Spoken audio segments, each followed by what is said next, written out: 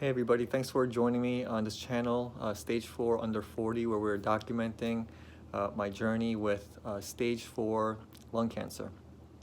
In this episode, I want to talk about an area of friction that my wife and I have been having, and it swirls around the topic of nutrition. You see, my wife, she's a fighter, and so she's been fighting on my behalf for my life, for my health, by researching a ton of books about cancer. And so every night she reads about cancer, ways to fight back cancer, and one of the areas she's been focusing in on is this area of nutrition. And the premise is that what we eat can influence our battle with cancer, particularly if we change our diet to a more plant-based diet, whole foods diet, less white carbs, refined sugars.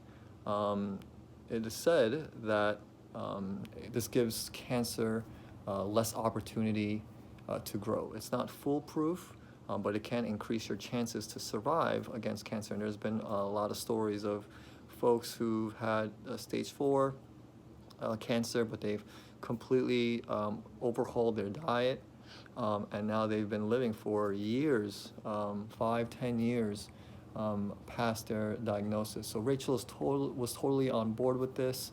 You know, for her, this was like an answer to prayer. Here's a way we can actually have hope, because according to my original diagnosis, I didn't have that much time left.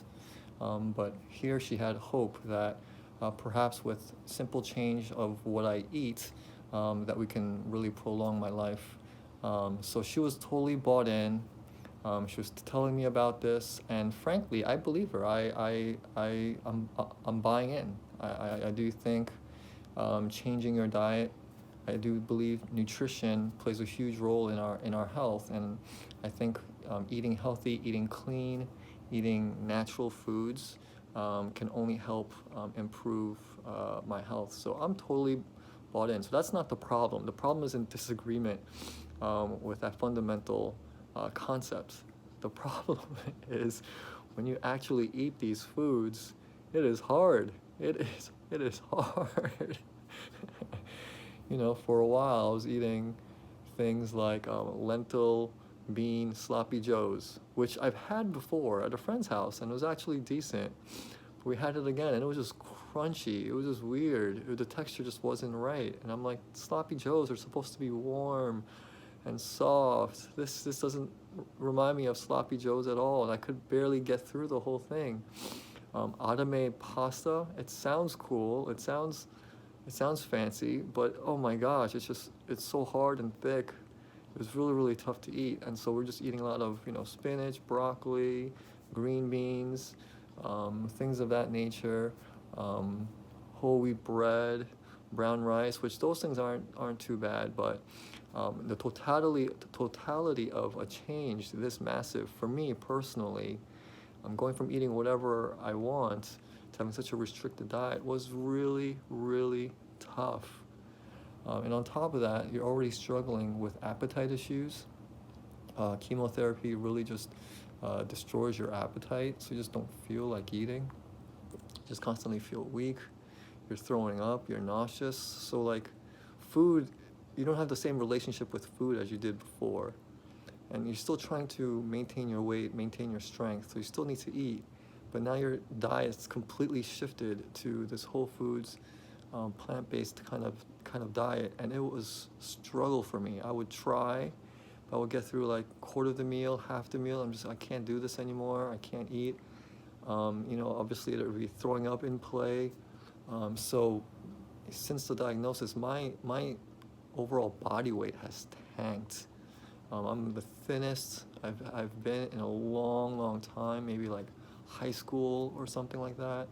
So it's kind of frightening to see where that's at. And so, yeah, my wife would say, "Why aren't you eating? You need to eat. This is why you're not getting stronger." And over time, this would kind of build up into a conflict issue. She would really get on me for not being able to change my diet, which was really hard for me, which is crazy because for her she basically changed her diet overnight in order to support me, which was awesome. She started eating these foods and meals too, but for her it was so simple. She just did it, and she was eating entire meals of these, new dishes, and for her, she could actually even enjoy it. So I think just because it's naturally easier for her, it made it a little bit harder for her to understand how much of a difficult time I've been having with this. All my life, I just mostly eaten what I wanted to. You could say I'm a picky eater. I just like eating foods that I'm familiar with. It just brings me a lot of comfort when I'm familiar with the food, when I have a relationship with the food, when I have history with the food. That's just the person that I am. I go to a restaurant and I'm perfectly content ordering the same thing time and time again. And the running joke is Rachel, she always likes to explore and venture out and try new dishes. So the running joke is, for her, there's a 50-50 chance she'll walk away not having enjoyed her meal because she's trying something new, something she hasn't had before. So she might get something that she ends up not liking. Well, for me, I always walk away loving what I had because I always get the same thing. Now the downside is, of course, I don't get to explore and try new things, but I was perfectly content. This was my style of eating, and I was happy with it. And so this issue would rise up, and it would just make meal times so stressful for me. Just wondering, okay, what are we gonna eat today? Am I gonna get it down? If I don't get it down, my wife's gonna be disappointed and upset. So this has been going on for a few months, and it's caused some disagreement or even tension in our marriage when it came to nutrition. So what do you do with that? We face these situations in all of our relationships where we run into an area of disagreement, disharmony. How do we kind of approach that? And I've been reading this book, read it a couple of times actually, something we did as a staff team at church. It's called Crucial Conversations. And I'm not sure who the author is off the top of my head, but it is a great, great book. It's a leadership/organizational book, but I think this has had the most impact on me, a non-Christian book that's had the most impact on me. Crucial Conversations. And he basically talks about how when we're faced with a situation where we feel like we're under threat, he says we go into our fight or flight response. So when we're in danger, our natural reaction is to fight or to flee. And he says that we do this same thing in our relationships, in conversations, where we fall into silence or violence. Silence is fleeing through things like withdrawal, shutting down, ignoring, or we fall into violence, which is the fight response, which is we attack verbally, we criticize, we blame, we yell, and this author suggests that it's naturally built into us. It's our natural biological response when we feel under threat. If someone says something where we feel like we are being attacked, we drift into violence or silence. And I know my personal default, my weakness is to go into silence because I'm a thinker, I'm an introvert. So when someone says something that kind of offends me or bothers me, I'm just kind of thinking about it in my head. I'm kind of analyzing it, wondering, what does this person mean? Is this what he or she is trying to say? So I just kind of shut down and withdraw and don't say anything, whereas someone else can hear that and really react overtly and really come on the offensive, and that would be a violence type of response. So I don't remember exactly how that conversation went. This was a while ago, but I basically, the way I approached this to Rachel, what the book talks about is, the way you avoid either extremes and strike the happy middle is by remembering to maintain respect and to ensure safety. Maintain respect and ensure safety. And then the book argues that you can have any conversation, any high stakes, emotionally charged conversation. You don't have to withdraw. You don't have to attack. You can actually have a fruitful, productive conversation by maintaining respect and ensuring safety. And so I guess that's basically the gist of what I try to do to communicate to Rachel how this has been impacting me. I first just thanked her for how much she cares about me, how much she loves me, and how much she wants to fight for my life. And with that, I just wanted to maintain respect, that I respect what she's doing. I actually really appreciate what she's doing. I see her as fighting for me.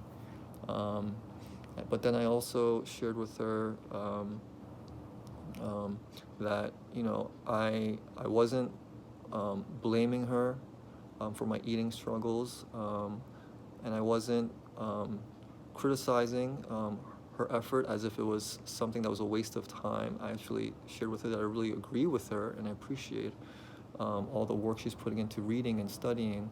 But then I said to her that, Rachel, this has been really, really one of the most difficult areas of this battle with cancer for me, and just kind of walked her through how hard changing my diet has always been for me, and also sharing with her that, we had this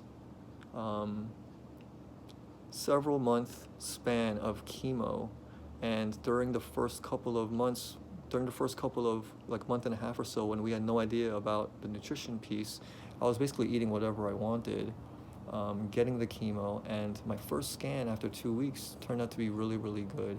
So I just kind of try to reason with her that I think the chemo is strong enough, it seems like, that despite what I eat, it's still working to shrink back the cancer.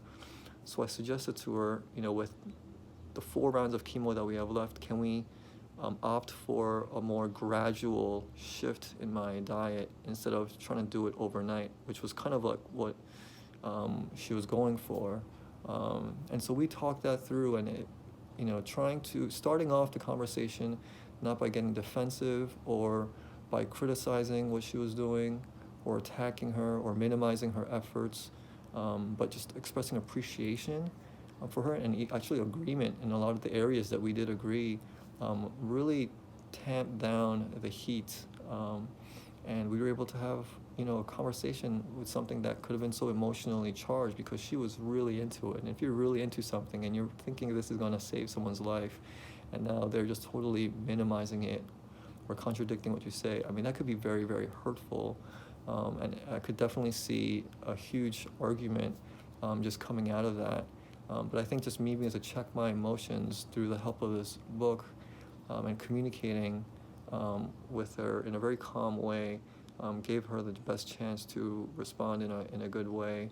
And it's been awesome since then. She's eased up a little bit. We're going for the more long-term gain. It's still very, very hard. Please pray for me. I don't know if this is ever going to get done. I think this is one of the hardest areas of change in my life, to change my nutrition. I don't know if I'll ever totally overhaul my diet, but I do see a ton of value in changing things incrementally as I go. So that's the episode for today. That book again is Crucial Conversations. It's been a tremendously helpful book. If you're in any situation, either at work or at home, where you're involved in high stakes conversations and conversations that can go sideways, and you want to learn and be better at navigating those things, and this book is tremendously, tremendously helpful. So I want to end this video with a question for the audience. I have 2 actually. And the first one is, when you walk into a familiar restaurant, are you more the person that orders something familiar, something that you've had before, something you know exactly how it's going to come out? Or do you look at the menu and you start looking around, you start venturing out, you want to explore something that you haven't had before? That's the first question. The second question is, in conversation, we've all experienced this. When you feel under attack, when you feel like someone's criticizing you or complaining against you or making an accusation towards you, how do you, what default response do you fall into? Is it violence? Do you attack? Do you get defensive? Do you fight back verbally? Or do you fall into silence? Do you get quiet? Do you start thinking? Do you shut down? Do you withdraw? Which is your default response, violence or silence? So that concludes my video for today. Thanks so much for sticking it through. It was a little bit longer than I had wanted. Thanks for joining us. It's an honor. And if you haven't already, please subscribe. That's the best way to see the new updates that come out. And that would also be an honor to have you support the channel by doing that. Well, thanks so much. Until next time. Bye.